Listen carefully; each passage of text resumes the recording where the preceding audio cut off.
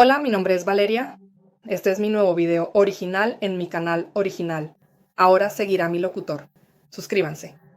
Disfruten del video. El hombre que pudo destruir el mundo y eligió no hacerlo. Octubre de 1962. Océano Atlántico. Profundidad: 100 metros. Dentro de un submarino soviético, un hombre suda. No por el miedo, aunque el miedo está ahí. Suda porque la temperatura interior del casco ha llegado a 60 grados centígrados. El aire huele a metal caliente, a aceite quemado y al cuerpo de 78 hombres que llevan 11 días sin bañarse, sin dormir bien, sin saber si el mundo que dejaron atrás todavía existe. En la superficie, a 100 metros sobre su cabeza, barcos de guerra americanos lanzan cargas de profundidad. No son bombas de combate, son cenales. Los americanos están tratando de obligar al submarino a salir, pero la tripulación no lo sabe. Lo único que saben es que algo muy pesado golpea el casco una y otra vez, y que cada golpe suena exactamente como debería sonar el inicio de una guerra. El capitán del submarino ha tomado una decisión. Tiene la autoridad para lanzar un torpedo nuclear. El protocolo soviético lo permite si 2 de 3 oficiales de alto rango están de acuerdo. El capitán ya votó que sí. El comisario político ya votó que sí. Solo falta un hombre. Un hombre que en este momento está sentado frente a ellos, con la cara roja por el calor y los ojos clavados en el piso metálico. Ese hombre se llama Vasily Alexandrovich Arkhipov. Y lo que decida en los próximos segundos va a determinar si el mundo en el que vives hoy existe o no. Esto no es una película, no es una novela. Esta historia ocurrió de verdad, en coordenadas exactas del Atlántico que puedes buscar en cualquier mapa. Los documentos fueron desclasificados. Los sobrevivientes declararon. Los archivos de la CIA y de la Agencia de Seguridad Nacional de los Estados Unidos lo confirman palabra por palabra. Y sin embargo, casi nadie sabe el nombre de Vasily Arkhipov, porque la historia tiene una costumbre cruel. Recuerda a los que disparan, olvida a los que no lo hacen. Para entender lo que pasó dentro de ese submarino, primero tienes que entender cómo era vivir dentro de él. El B-59 era un submarino clase Foxtrot. La Unión Soviética los fabricaba en serie durante los años 50 y 60. Desde fuera parecía una estructura imponente, casi 80 metros de largo, diésel eléctrico, diseñado para operar durante semanas en silencio total bajo el océano. Desde adentro era otra cosa. Imagina un tubo de metal del diámetro de un coche, dividido en compartimentos tan estrechos que 2 hombres no pueden cruzarse sin girarse de lado. Las paredes sudan humedad constante. Los cables eléctricos corren por todos lados como venas expuestas. El ruido de los motores es permanente, un zumbido grave que entra por los pies y sube hasta el cráneo y no para nunca. No hay ventanas, no hay luz natural, no hay manera de saber si es de día o de noche salvo por el reloj. Ahora sube la temperatura a 60 grados. 60 grados centígrados es la temperatura de una sauna extrema. La diferencia es que en una sauna puedes salir. En el B-59 no hay dónde ir. El calor viene de los motores diésel que llevan días funcionando al máximo. Viene de los cuerpos de 78 hombres apretados en ese tubo. Viene del hecho de que el submarino lleva tanto tiempo sumergido que los sistemas de ventilación ya no dan abasto. Los médicos soviéticos que revisaron los registros del B-59 años después encontraron algo que no esperaban. Los niveles de dióxido de carbono dentro del submarino habían superado con creces los límites tolerables para el ser humano. En concentraciones normales, el CO2 en el aire es de aproximadamente el 0.04%. Dentro del B-59, en los peores momentos, los niveles alcanzaron el 3%. A esas concentraciones, el cerebro humano comienza a funcionar mal. Los pensamientos se vuelven lentos. El juicio se distorsiona. Las emociones se amplifican de manera irracional. El miedo se vuelve pánico. La rabia se vuelve furia ciega. Y encima de todo eso, 11 días de silencio de radio. El B-59 había salido del puerto de Saida, en la península de Kola, a finales de septiembre de 1962 con órdenes selladas. La misión era simple en papel: navegar hasta las aguas del Caribe y mantenerse en posición de espera. La tensión política entre los Estados Unidos y la Unión Soviética venía escalando desde semanas atrás, desde que los americanos habían descubierto que los soviéticos estaban instalando misiles nucleares en Cuba. Pero en ese primer momento, la tripulación del B-59 solo sabía que había tensión. No sabía cuánto. Lo que la tripulación no sabía, porque nadie se lo había dicho, era que junto con sus torpedos convencionales, el B-59 llevaba un arma de un tipo diferente. Un torpedo nuclear T-5, ojiva de 15 kilotones, aproximadamente la misma potencia que la bomba que los americanos habían lanzado sobre Hiroshima en 1945.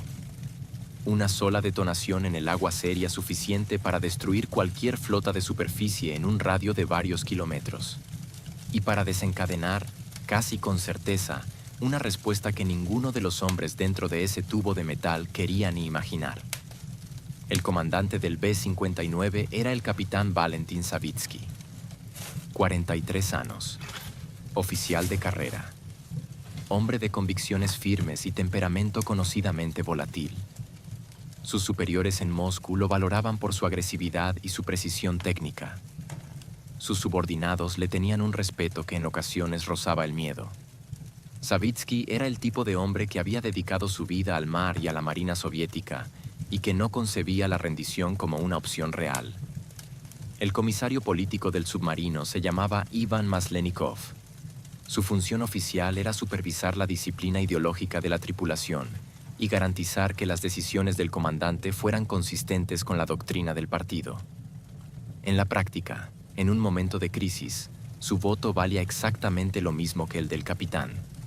Y Maslenikov era, si cabe, más desconfiado de los americanos que el propio Savitsky. El tercer hombre en la cadena de autoridad era el jefe de brigada de submarinos, el oficial de mayor rango que viajaba a bordo. No como comandante del B-59, sino como supervisor de toda la flotilla. Su nombre era Vasily Arkhipov. Arkhipov tenía 41 años en octubre de 1962. Era un hombre de complexión media, con esa clase de cara que no llama la atención a primera vista, pero que, si lo observas durante un rato, empieza a revelar algo. Una calma que no parece entrenada. Una calma que parece, más bien, ganada a un precio muy alto. Porque Arkhipov ya había estado antes en situaciones donde morir era la opción más probable. Un año antes, en julio de 1961, Arkhipov había sido segundo comandante a bordo del K-19, un submarino nuclear soviético.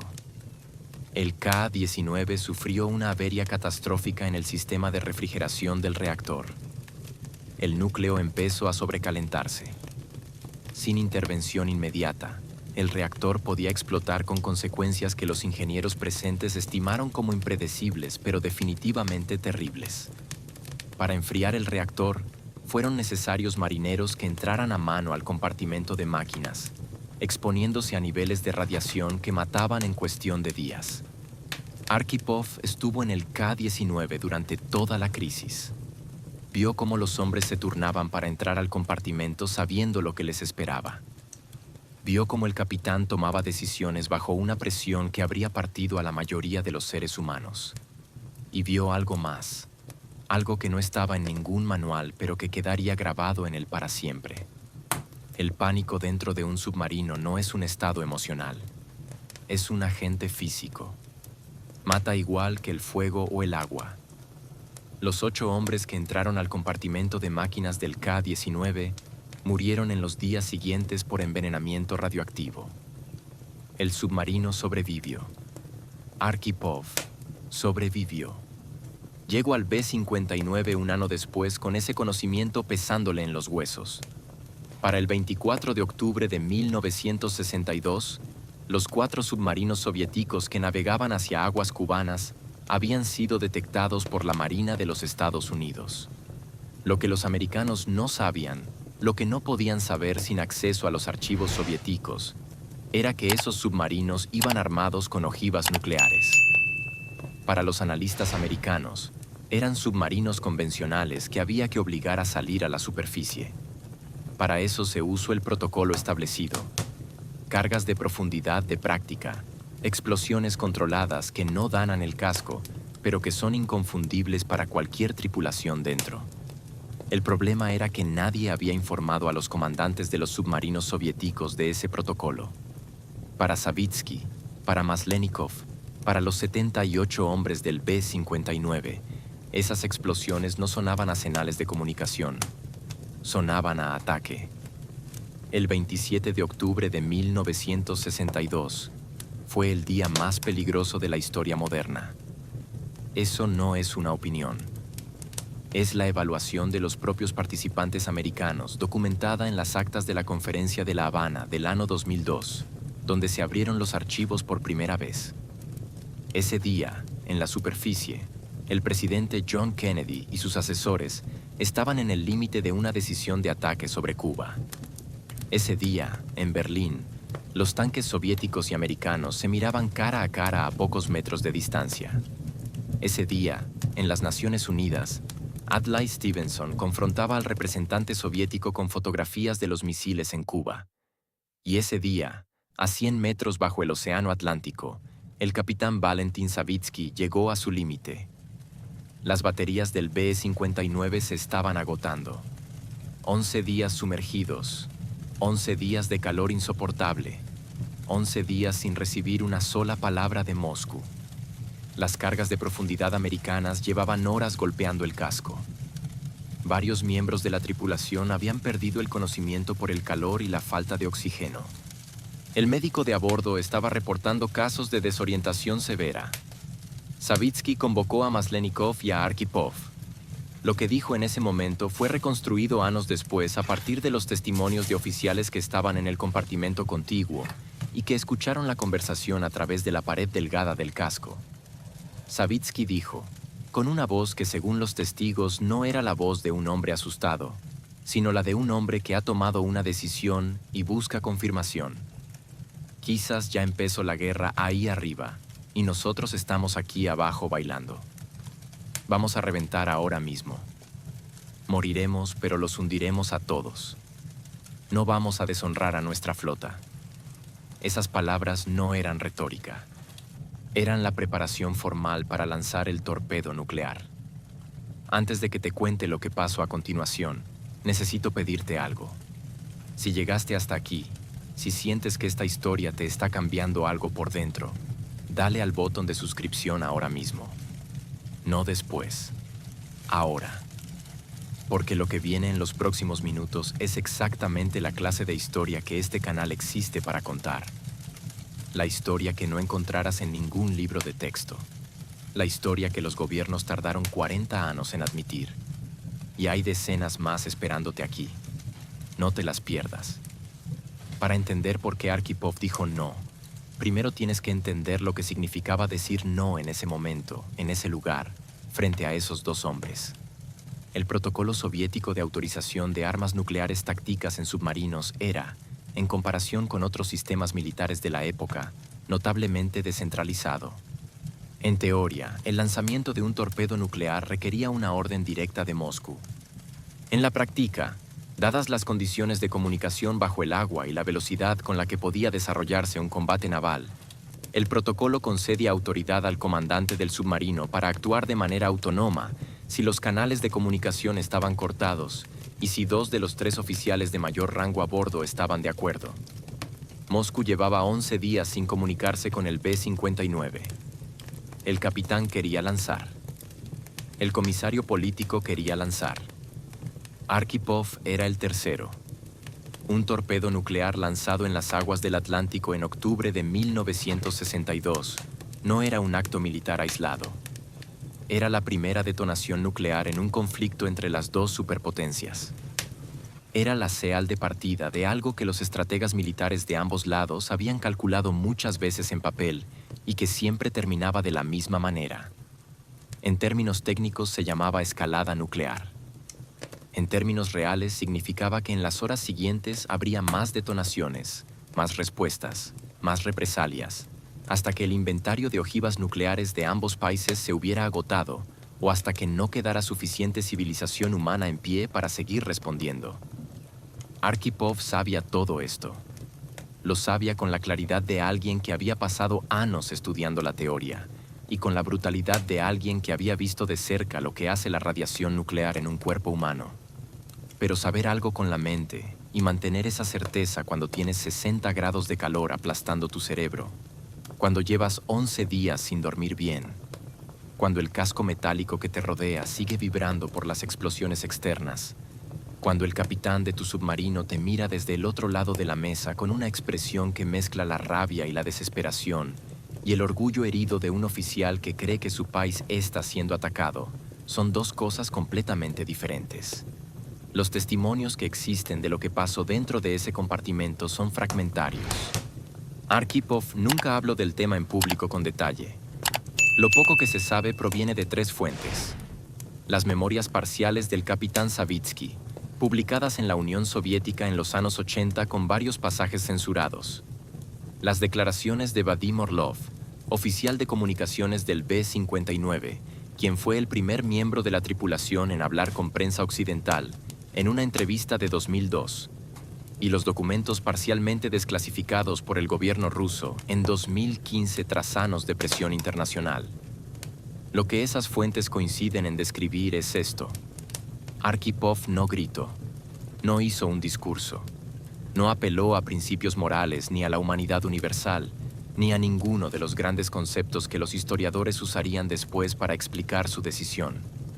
Habló con calma, con la calma de alguien que ya había estado en el borde antes y había aprendido que gritar no sirve de nada. Lo que dijo, según Orlov, fue aproximadamente esto. No sabemos lo que está pasando ahí arriba. No tenemos información. No hemos recibido ninguna orden de Moscú que autorice el uso de armas nucleares. Las explosiones que escuchamos son reales, pero no tenemos manera de confirmar que son un ataque de guerra y no una señal de comunicación. Si lanzamos sin confirmación y estamos equivocados, no hay manera de deshacer lo que hicimos. Savitsky respondió. La conversación se prolongó. Maslenikov intervino varias veces del lado del capitán. Arkhipov no cedió. Lo que Orlov describió en esa entrevista de 2002 fue una escena que en ese momento no parecía heroica. Parecía una discusión tensa entre oficiales agotados dentro de un tubo de metal hirviendo. Arkhipov insistió en que era necesario subir a la superficie, restablecer comunicaciones y recibir órdenes antes de actuar. Insistió en que un error de ese tamaño no tenía corrección posible. Insistió, con esa calma que los testigos describen como lo más inquietante de toda la situación, en que si iban a morir, prefería morir habiendo tomado la decisión correcta. El capitán Savitsky, finalmente, cedió. No es que le convencieran los argumentos de Arkhipov, o al menos no completamente. Lo que ocurrió, según la interpretación de varios historiadores que han estudiado el caso, fue algo más complejo. Savitsky era un oficial soviético formado en una cultura militar donde la cadena de mando era sagrada. Arkhipov era técnicamente su superior jerárquico a bordo. Oponerse a él de manera definitiva requería dar un paso que Savitsky, con todo su temperamento y su furia, no estaba preparado para dar. El voto fue 2 contra 1. El torpedo nuclear no fue lanzado. ¿Cuánto tiempo duró esa discusión exactamente no se sabe? Las estimaciones van de 20 minutos a más de 1 hora. Lo que sí se sabe es que cuando terminó, el capitán Savitsky dio la orden de ascender a la superficie. El B-59 subió lentamente desde 100 metros de profundidad. Cuando la escotilla superior se abrió por primera vez en 11 días, el aire del Océano Atlántico entró en el submarino como algo físicamente imposible de describir para quien no lo ha vivido. Varios miembros de la tripulación, según los registros médicos posteriores, lloraron.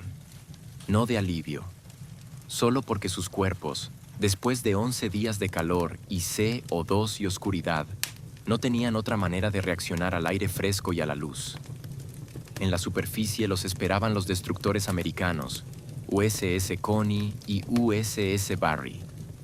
Lo que los marinos americanos vieron cuando el B-59 emergió fue a 78 hombres en un estado que los informes de inteligencia posteriores describieron como de agotamiento físico severo. Algunos estaban desorientados. Varios tenían signos de hipotermia invertida, es decir, choque térmico por el cambio abrupto de temperatura. El capitán Savitsky, cuando salió a cubierta, tenía la cara de alguien que había estado dentro de un horno. Lo que los marinos americanos no vieron, lo que no podían ver, era lo que estaba almacenado en los torpederos del B-59 11 metros por debajo de donde pisaban. El oficial americano que supervisó el encuentro declaró años después que en ningún momento la situación le pareció crítica. El submarino había emergido. La tripulación parecía pacífica. Se intercambiaron señales de comunicación básicas. Todo transcurrió con la normalidad extraña de dos fuerzas enemigas que se encuentran y deciden, tácitamente, no hacer nada irreversible. Ningún oficial americano en esa superficie supo ese día lo cerca que habían estado de que el Atlántico se iluminara con la luz de una ojiva nuclear. Esa información no llegó a los Estados Unidos hasta 40 años después. Aquí es donde normalmente la historia termina. El peligro pasó. El mundo sobrevivió. Fin del capítulo. Pero hay algo que no te he contado todavía. Algo que hace que esta historia no sea solo impresionante, sino que te cambia la manera de ver las cosas. Algo que tiene que ver con lo que le pasó a Arkhipov después. Quiero que te quedes. Lo que viene a continuación es la parte que los libros de historia siempre se saltan. Y es precisamente la parte más importante. Si todavía no estás suscrito a este canal, este es el momento de hacerlo. Lo que vas a escuchar en los próximos minutos no lo vas a encontrar en ningún otro lugar explicado con este nivel de detalle. Suscríbete. Dale al botón. Y sigue escuchando, porque la historia de Vasily Arkhipov no termina en el Atlántico. Cuando el B-59 regresó a la Unión Soviética, no hubo celebración. No hubo desfile. No hubo discurso del ministro de Defensa. No hubo foto en el periódico Pravda. No hubo mención pública de ninguna clase. Lo que hubo fue una reunión a puerta cerrada con oficiales de alto rango de la Marina Soviética, durante la cual el capitán Savitsky fue reprendido formalmente por haber subido a la superficie sin autorización de Moscú. La lógica militar soviética era implacable en ese punto.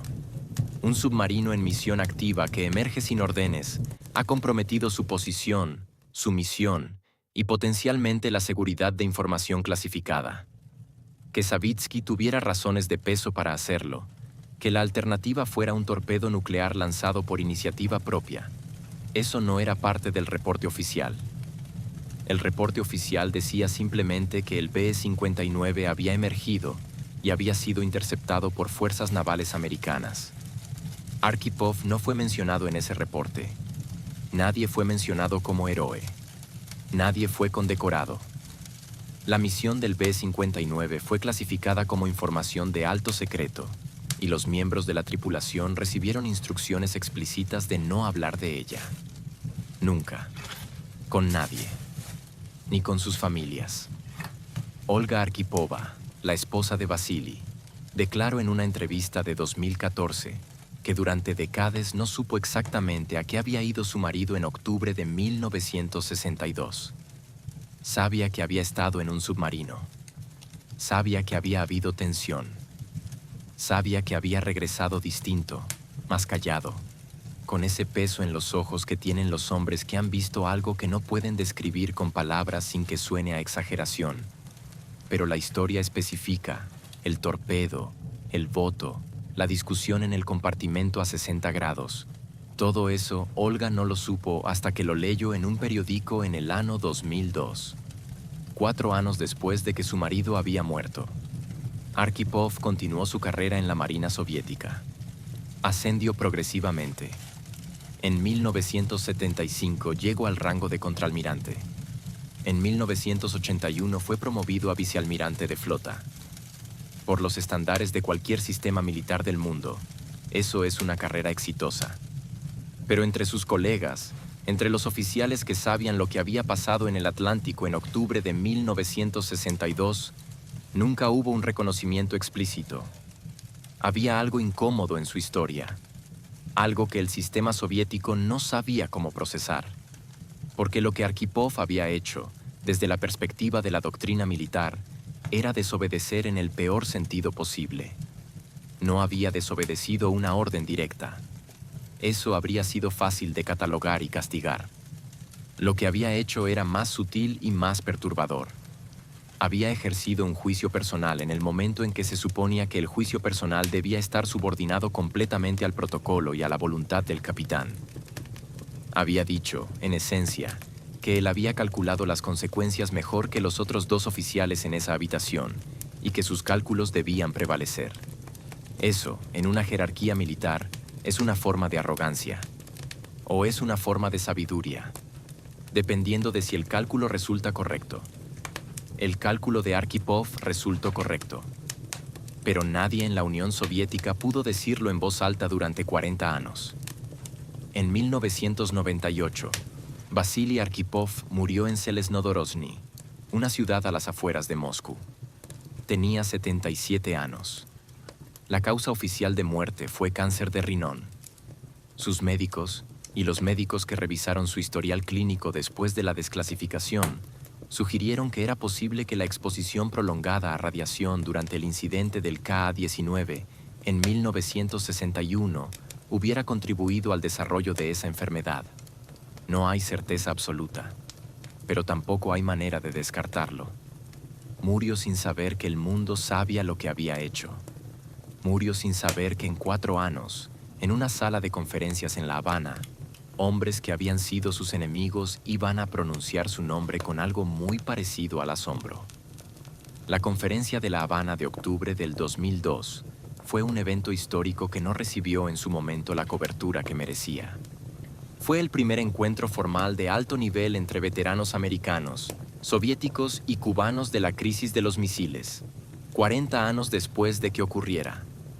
El objetivo era reconstruir los hechos con la mayor precisión posible usando los archivos que ambos bandos habían ido desclasificando gradualmente desde el fin de la Guerra Fría. Entre los participantes americanos estaba Robert McNamara, el secretario de Defensa de John Kennedy durante la crisis.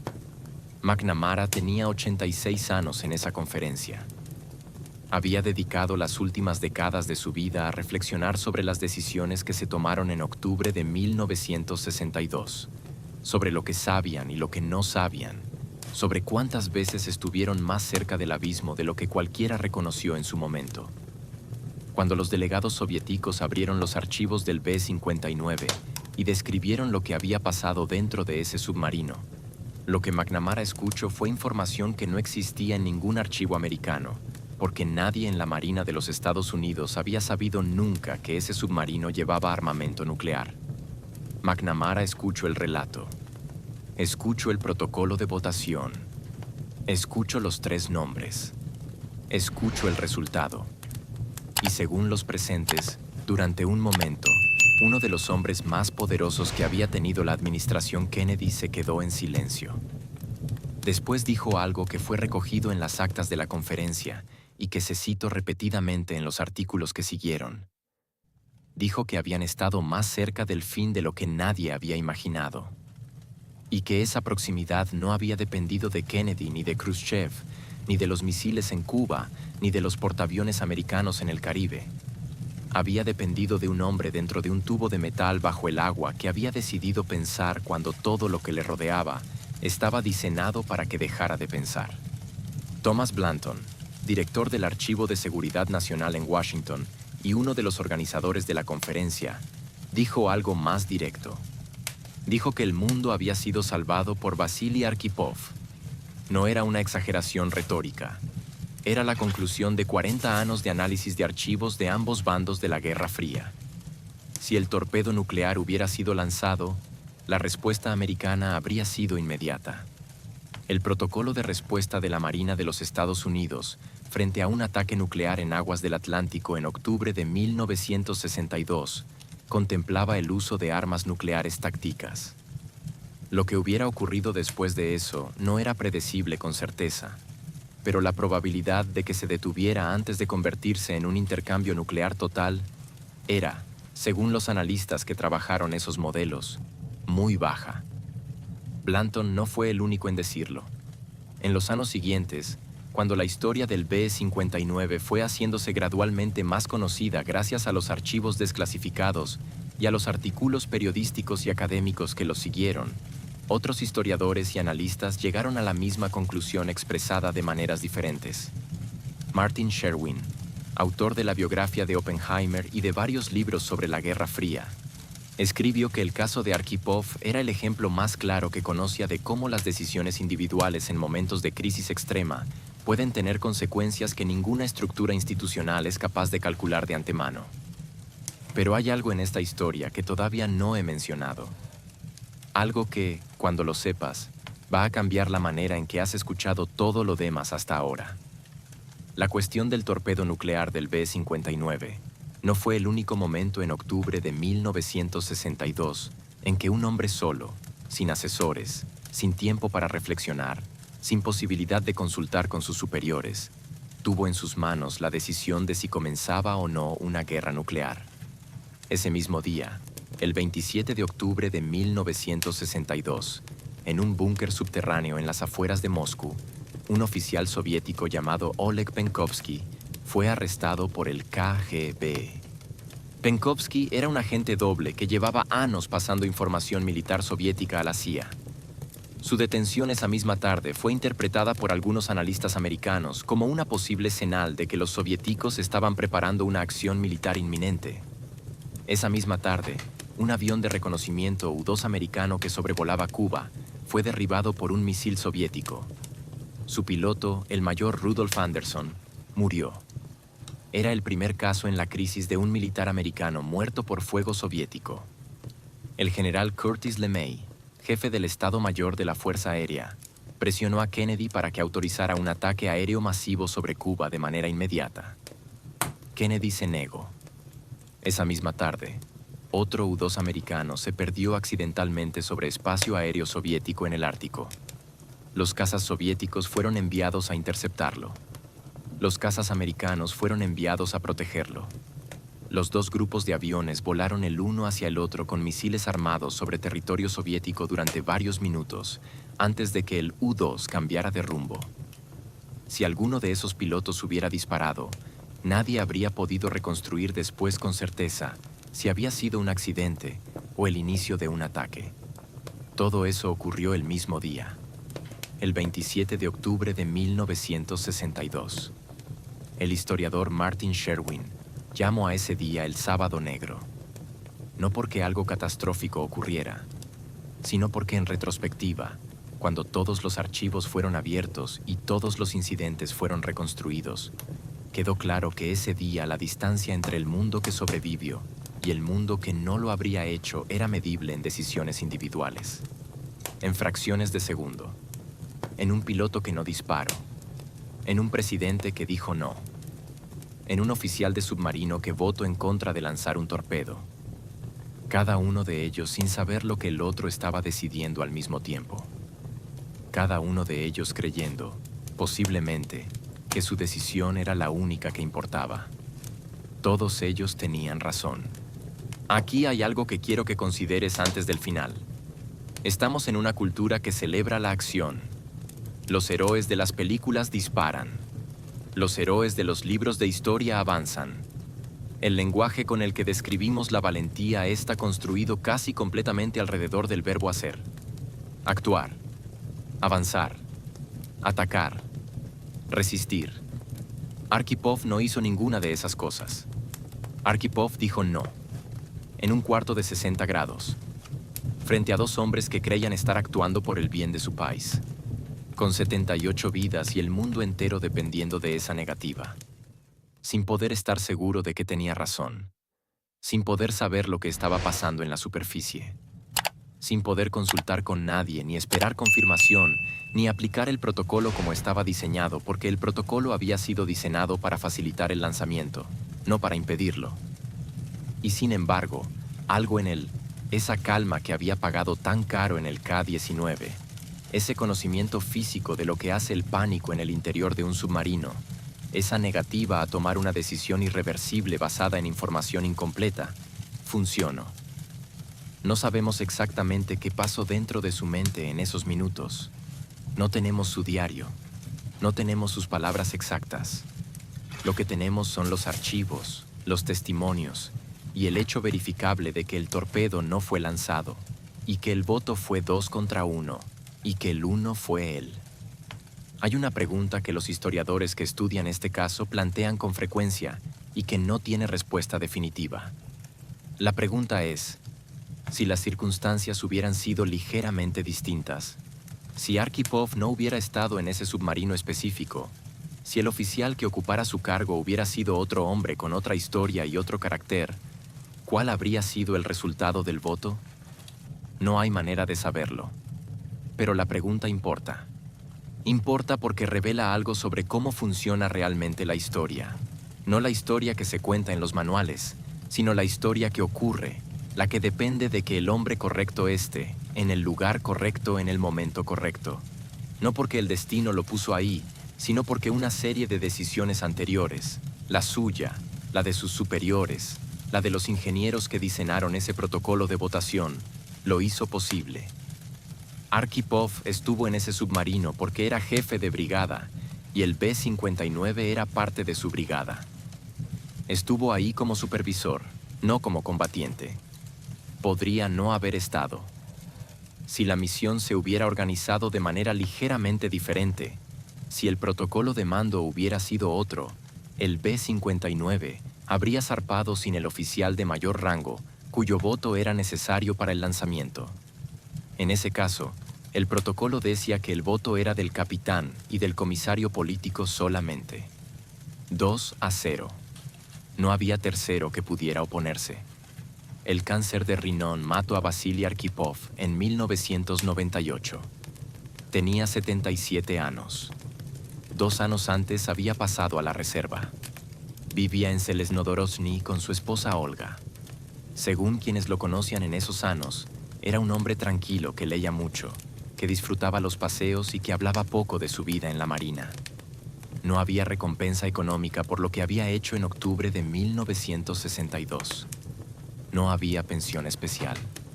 No había reconocimiento oficial.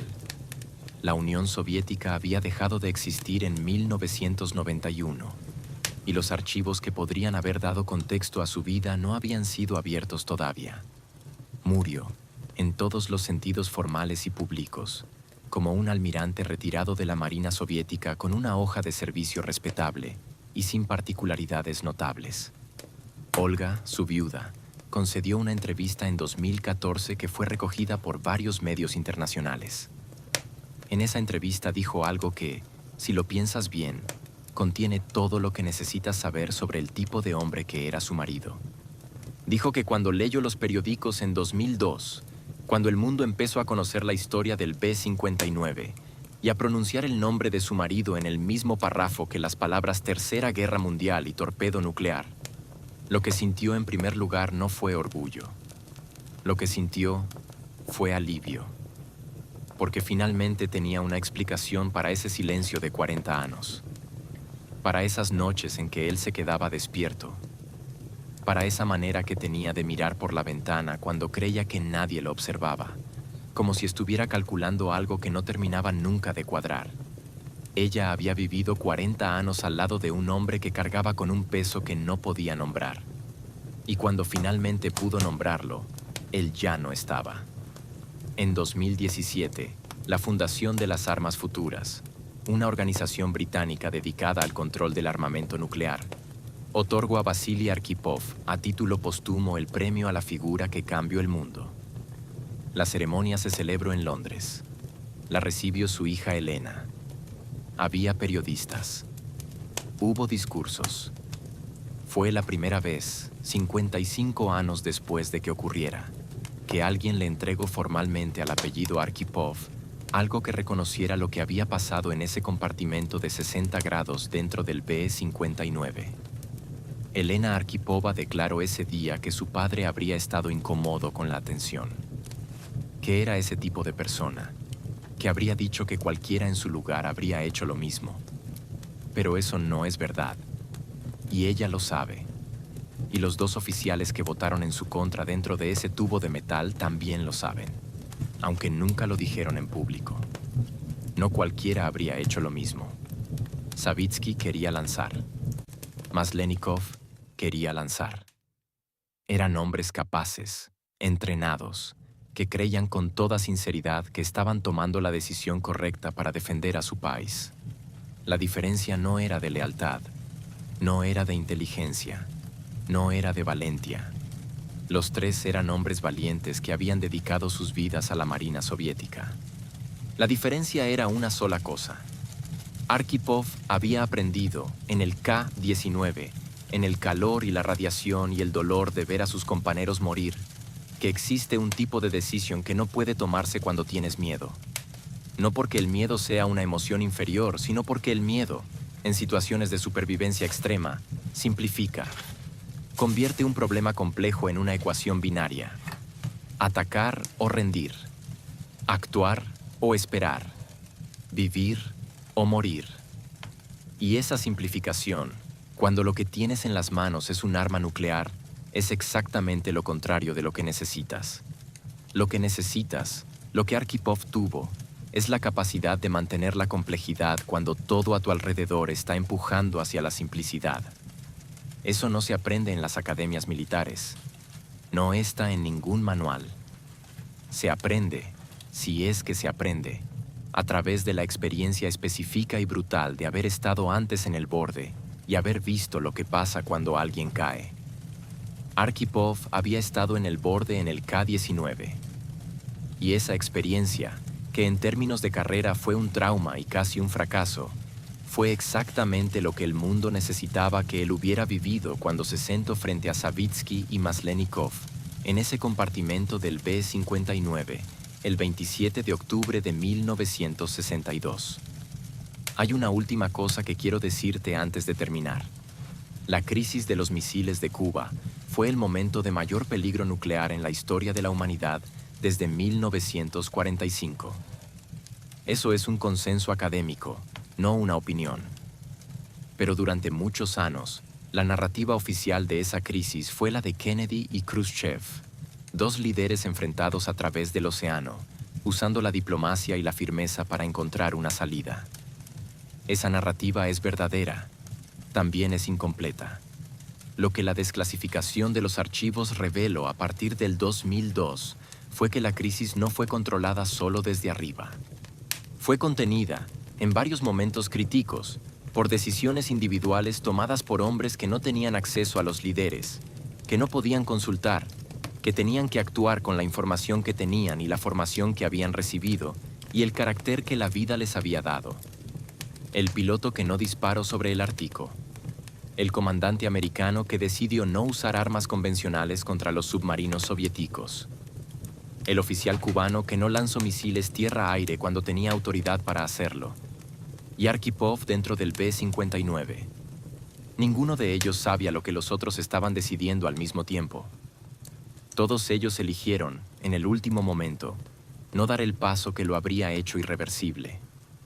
El mundo en el que vives, la ciudad donde estás ahora mismo, las personas que quieres, todo eso existe porque una serie de hombres en octubre de 1962 tomaron decisiones que nadie les pidió que tomaran y que nadie, en ese momento, les agradeció.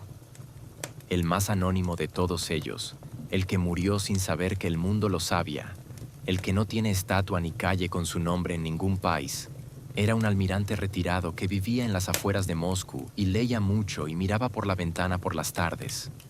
Su nombre era Vasily Alexandrovich Arkhipov, y lo que hizo una tarde de octubre de 1962, a 100 metros bajo el océano, en un cuarto de 60 grados, frente a dos hombres que querían hacer otra cosa, fue la decisión más importante que ninguna persona que hayas conocido en tu vida ha tomado jamás. Y no lo sabías hasta hoy.